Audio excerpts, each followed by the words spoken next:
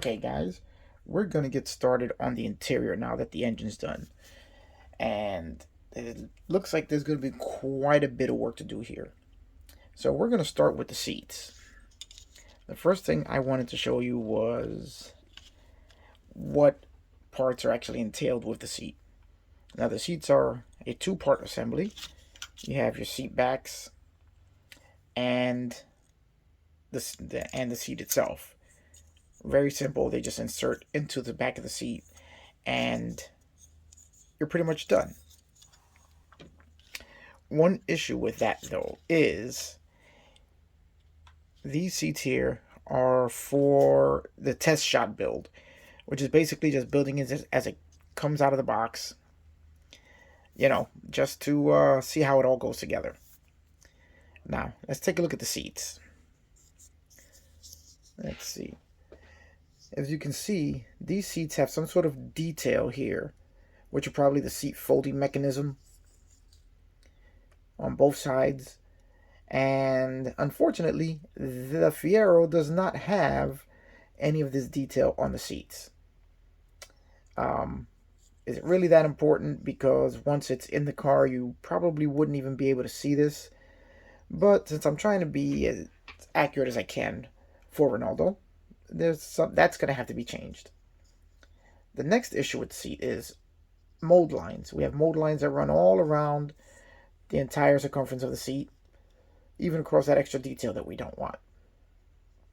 Now, the third and final issue with these seats is the separation line between the two pieces. You can see there that it's pretty significant. And even though you won't see much of the seat back from here down, this you'll see right through the rear glass. And it's kind of ugly. So we're going to definitely have to do something about that. That's just something we're not going to leave looking like that. So those issues are the ones that have to be resolved with the seat before it can be made ready for paint.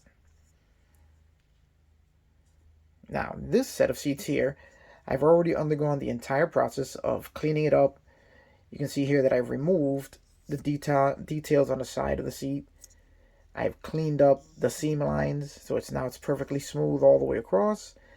And we've also completely gotten rid of that seam in the back of the seat. Now remember, we only have to worry from here going upward, because that's all you're going to see of the seat once it's in the car. So we're going to take you through the entire build process of the seat, getting it ready, and possibly adding some extra details to it, because there are a couple of things that are missing. And just for reference, you can see the difference between the seat, the way the kit supplies it, and the changes that I've made to it.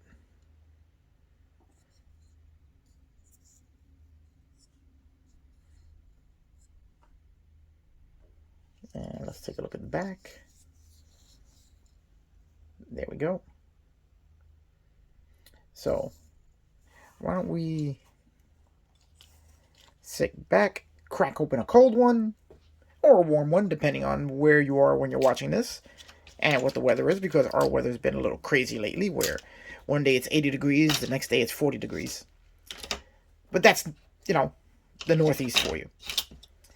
And sit back, relax, and we'll go right through this. Okay, first thing we're going to have to do is we got to cut these things free of the sprues.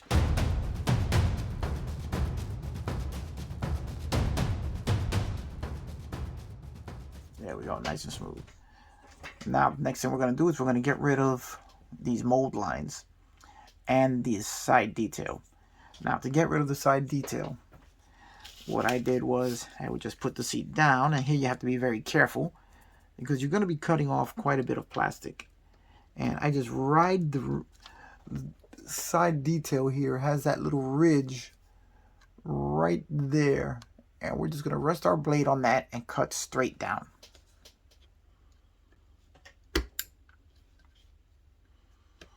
To just cut off as much of the excess plastic as we can. which will cut down on quite a bit of our sanding and cleanup time. There we go. That took out most of it there. Let me actually be on the camera here. Let's move this camera over a little bit so you guys can see what I'm doing. And we're just gonna slice right into it. Nice, slow and careful. And get rid of basically the entire, oh, didn't get it all.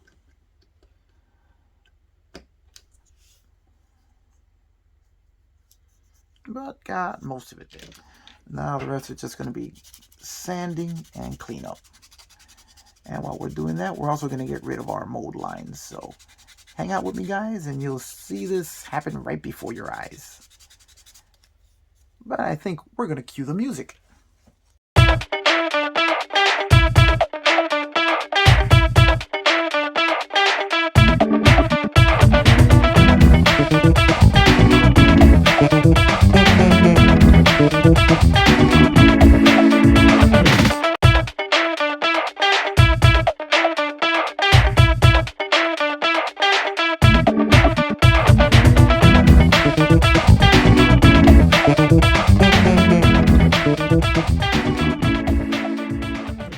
Okay, all of our sanding is done for now, and now we're going to install the seat backs into the seats. As I said before, they are the same part, so it doesn't matter which one you pick. One thing you have to take into account is the curvature of this seat back. You can see that there. Where it goes into the headrest is curved slightly inward. That's to match the curve of the seat there. So you have to make sure you put it in with the matching curve, not the other way around. Otherwise you'll never get it to sit right.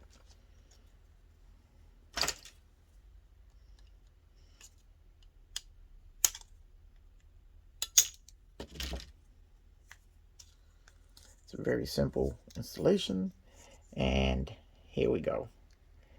And as you can see, here we have one of the issues that I found with the other cars is that the seat backs do have a slight curve to them, but it's not enough of a curve. As you can see how that seat back kind of sticks out of the seat. So you're going to have to try and convince it to sit steady, and we'll show you how we do that. Now when I do it, I start by gluing in the headrest portion first. So I'm going to get my Tamiya, and we're going to glue that in first. First making sure that it's going to sit right where we want it.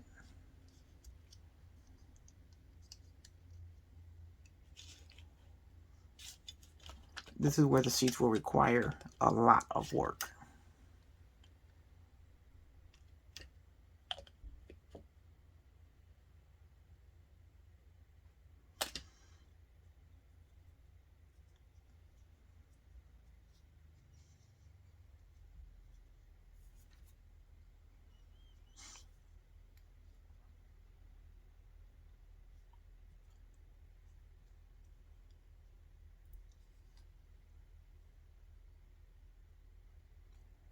Now you want it to sit nice and flush in the headrest to limit the amount of work you're going to have to do up here.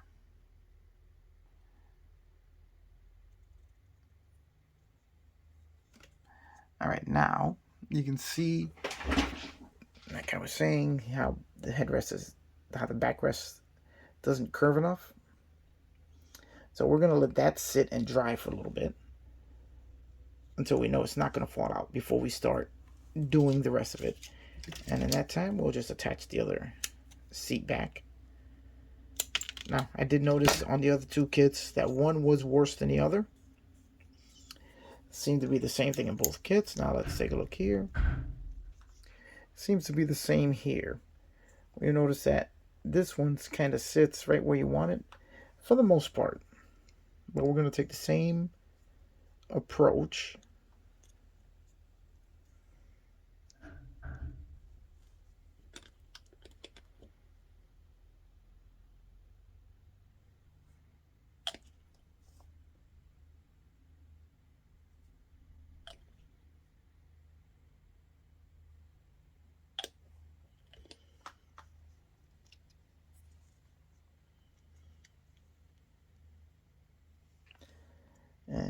let that sit there. Let's try not to get any of it on our fingers.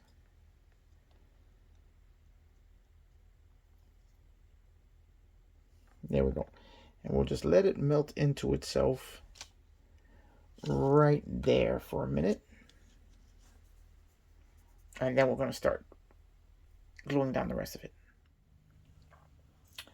Alright guys, well, we glued the other one down. We've already done our sanding. Now we're putting another layer of glue on it so that the Tamiya will melt what we've sanded into the seam there. And once that dries, we're going to sand it again, and hopefully we'll get some good results before we go to primer. Now, I'm going to show you exactly how I got that seat back to sit in its place. Because you can see here how far out it stands, how far out it sits. Now, to do that, I use my trusty Husky clamps here. I love these things. You can get them at Home Depot. Trigger operated here with a release here. And these things are fantastic with the rubber grip so they don't damage the part you want to hold. Now, I've got to get that to sit down. So what I'm going to do is I'm going to hold it down till it's flush here with the sides of the seat. Then I'm going to apply all the cement over the entire seam. Clamp the sides of it so that it holds it in place. And then we just let it dry, and that should be it. And that's how we fix the warped seat back. Alright, let's just get right to it.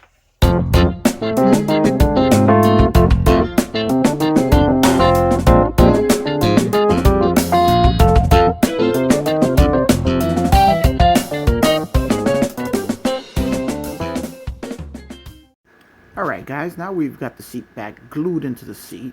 We're holding it with our clamp there, so we're going to set it aside and let it dry. Looks like we've got it all pretty much flush, and as long as it stays where it is, then we won't have any other issues with this seat. So let's put it aside now. We'll take a look at the one we finished previously. As you can see, it looks like everything is pretty much flush. Now what's going to be involved is doing a lot of sanding and a lot of cleanup in order to minimize the seam as much as possible before we go to primer, and then see if we're going to need to do any additional work. So let's get started with that.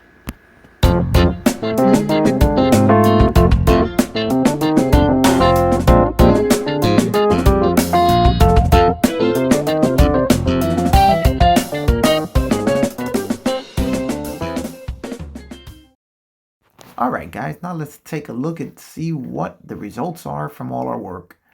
As you can see here, I have the entire seat back glued into the front of the seat, and with all the work we did, you can see that it's now sitting flush with the back of the seat. So now we're ready to start doing some sanding and some filing and shaping. So let's get busy with that. Alright guys, we got the seats finished for now. They're going in for primer. And then we'll see whether we have any more work to do. But as you can see, the seams are almost pretty much gone. So hopefully the primer will hide what a few little marks are left. Or it may show me that I need to do a lot more work. That's the beauty of primer, is that when you do something like this, once you prime it, you will be able to see where additional work is needed, if any. Hopefully not. But we're good with that, and we're ready to go on to the next part of the interior. And for the next part, we're going to bring in the dashboards. Now, this one I've already checked and taken care of. The one issue it's got, the dashboard overall is a really nicely made part. Let's see if we can get a good look at it. The only issue is it's got one mean, nasty mold line running right across the top of the dash. So if you're going to put a mold line, let's put it where it's the most visible. So what I did was I marked it with a Sharpie, and now I'm going to just remove that mold line. And then the dash is pretty much ready for paint. Now, one thing I will say is that the glove box is incorrectly molded into the dashboard, as it should be recessed into the dash, not sticking out like this. It's supposed to represent the little glove box pocket, but it's not perfect, but not horrible. So we're just gonna leave that alone. All right, so let's clean up this mold line. Now, my favorite method of doing that is, as I've shown before, I just take my hobby knife and I just start scraping away gently till the marker line is gone.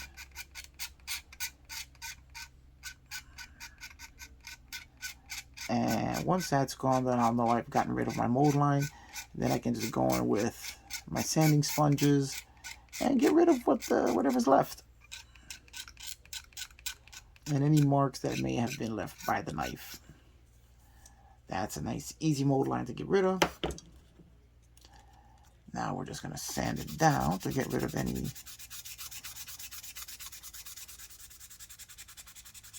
scratch marks. Give it a once over, make sure to see if we have anything else we have to shave off.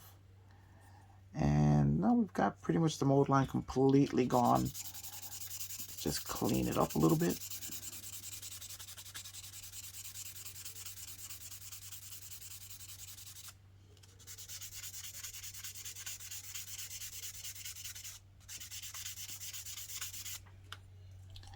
And that's nice.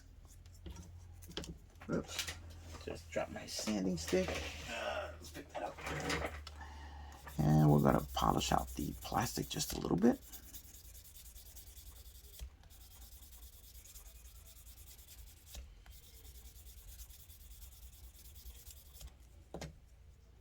There we go. And this is ready for paint, along with this one. Now what I like to do before I put anything into paint after sanding is just go and rinse them off, put them on the paint sticks, and head to the paint booth. Hey guys, I know I said that the map pocket would be, acceptable, but the more I thought about it, the more it bothered me. So what I did was I made a new one. Now this is what the map pocket in the Fiero looks like. It's just a little slot that you can put your gloves in, or, paperwork in. And this is the original map pocket that the Fiero came with. As a matter of fact, I'll put a picture of it right up here so that you guys can see and compare whether what NPC has there matches the original car more than what I have here. So, all right. I'm going to go into this and show you guys exactly how I did this. It's actually pretty simple. And it looks very cool. Okay, guys, here we have the second dash. And we're going to go over how I made that map pocket. Now, the first step is to get rid of this glove box rectangle they have here. Now, to do that, I'm going to use the back of my blade to just start scribing a line through and cutting it out of the dash. Little by little, I'm just going to scribe till I break through, and then just go in with the blade and just cut through and remove this portion here. Now, I do have hobby saws, but I'm a little too lazy to go get them. So, we're just going to use the knife. Okay.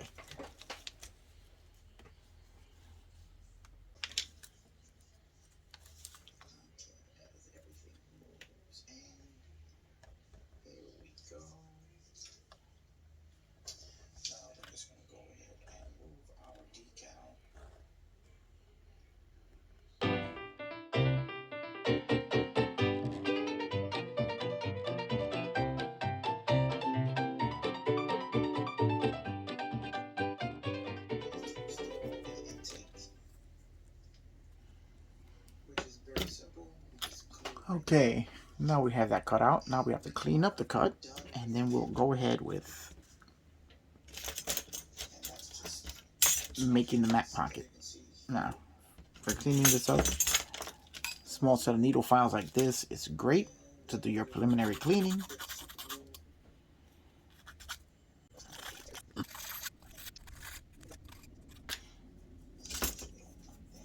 And then you're going with your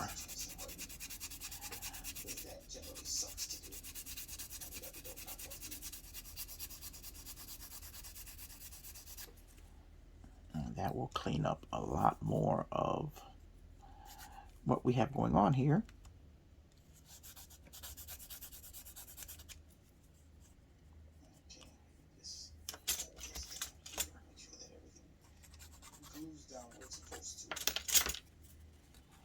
And we can clean up the outside.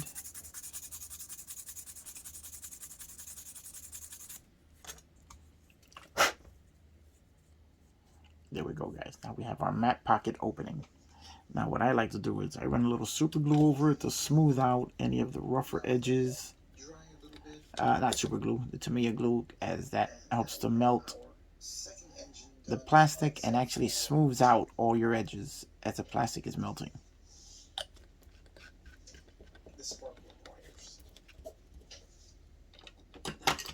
Then we're going to get that little time to dry. Then we're going to go ahead and cut out our mat pocket. Now, for that, I use the thinnest piece of, don't remember exactly what the thickness of this is, but this is an incredibly thin piece of styrene. It's like almost like paper.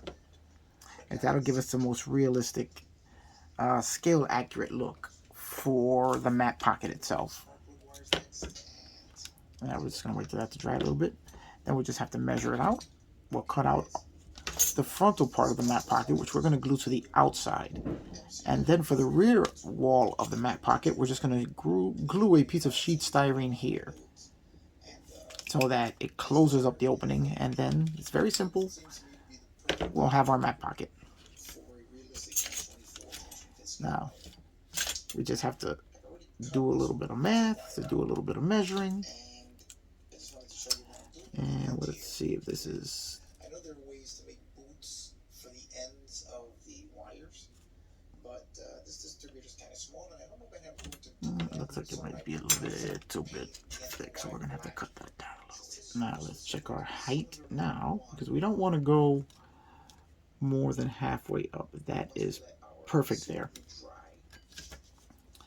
Okay, now let me just fix up this little corner here. And for this, we use our angled needle file, because that's going to help us to make our corner right there.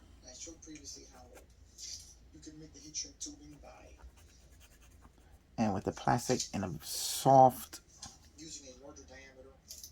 condition right now due to the super glue, it makes it very easy just to mold it to what you want.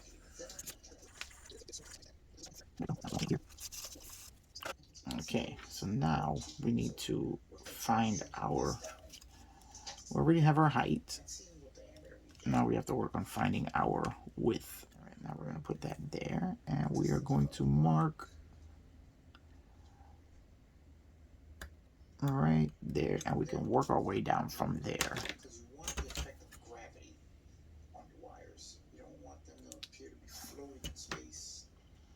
Now, with the sticky tack back there, we're going to fit the front flap of our mat pocket right here and see, oops, and see if we have a perfect fit.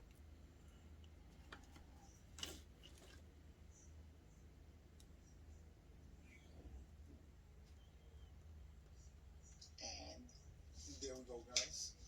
We have our first spark plug wire. Just a hair too big. So we're just going to use our hobby knife and just cut off. Alright guys, here we have both.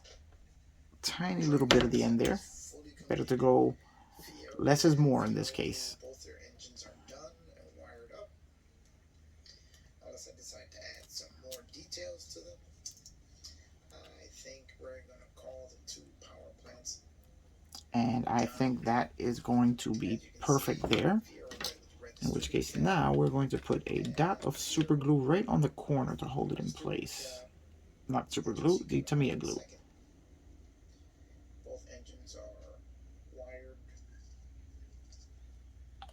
That will hold it in place, and while that dries, we'll start pulling back our sticky tack.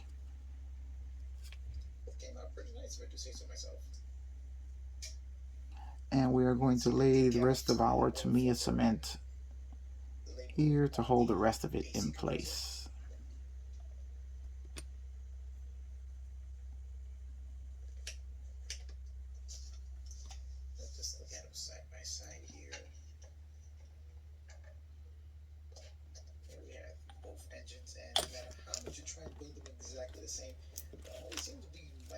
So now, as you can see, apart from the glue that spilled outward, which is no problem, we'll clean that up in a bit, we have the forward part of our mat pocket, which we have to make sure extends outward, not inward. But for an NPC kit, it really isn't that bad. Get some Tamiya panel line paint to bring accent some of the details. Right there is good.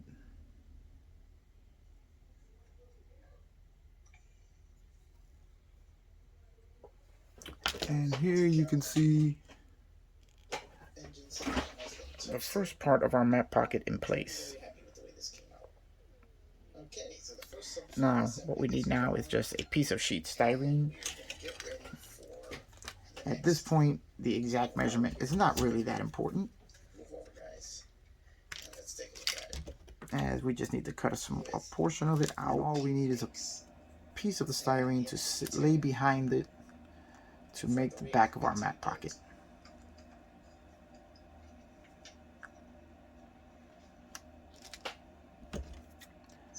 Let's trim this down. We're just going to do this by eye. We're just winging it right now because we're pretty much almost done. And that's it. We're going to cut it down just a little bit more.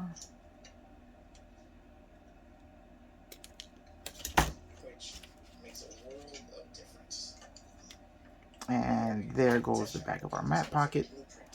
Now all that needs is to put a little bit of Tamiya cement behind it so that we can glue it right into place. The engines are done. All right, guys, that's it. And our mat pocket is done. All right, see you on the next one, guys. And here now you see a mat pocket much more reminiscent of what's actually in the car than what came with the kit. As soon as everything dries, I'm going to a little bit of sanding here to clean up that little spot of glue there. And we should be good to go right to paint with this dashboard now that we have it the way we want it.